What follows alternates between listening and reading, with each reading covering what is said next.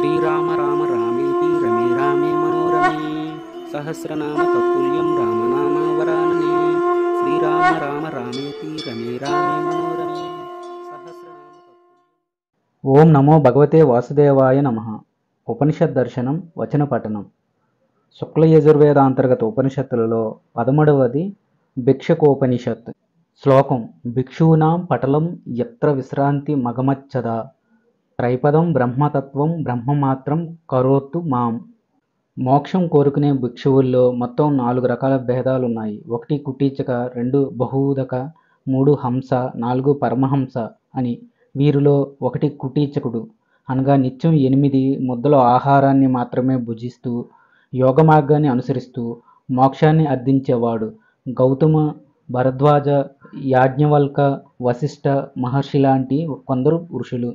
2 బహూదకుడు అనగా త్రిదండం, కమండలం, శిఖ, యజ్ఞోపవీతం, కాషాయ వస్త్రాలు ధరించి బ్రహ్మర్షుల గృహాలలో మధు అనగా తేనె, మాంసాల్ని వదిలి కేవలం 8 ముద్దలు అన్నాన్నే తింటూ భిక్షాటన చేస్తూ యోగ మార్గాన్ని అనుసరిస్తూ మోక్షాన్ని కోరుకునేవాడు.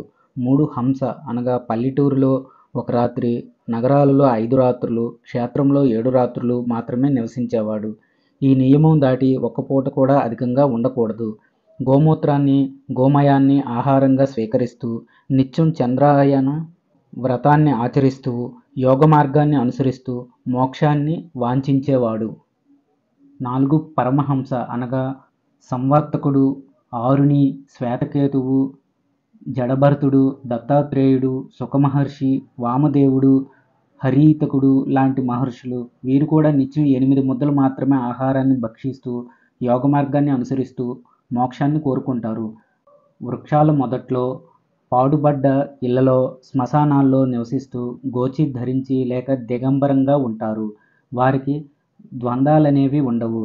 ధర్మాధర్మాలు, లాభాలాభాలు, శుద్ధాశుద్ధాలు లాంటివి ఉండవు. ఈ విధంగా పరమహంసలు ద్వైతభావం లేకుండా రాయిని, బంగారాన్ని సమానంగా చూస్తూ అన్ని వర్ణాల వారి ఇళ్ళకి వెళ్ళి భిక్ష స్వీకరిస్తూ అంతటా ఆత్మనే దర్శిస్తుంటారు.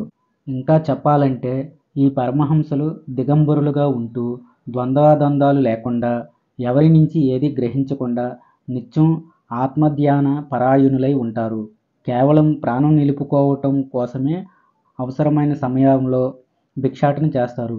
బాగా పాడుబడ్డ ఇళ్లలో గుడి గోపురాలు, పుట్ట చెట్లు, కుమ్మరి ఇల్లు, అగ్నిహోత్రశాలలు, నదిలో ఉండే ఇసుక తిన్నులు, కొండ గుహలు, చెట్టు తొర్రలు, చెరువు గుట్ట లాంటి ప్రదేశాల్లో నివసిస్తుంటారు.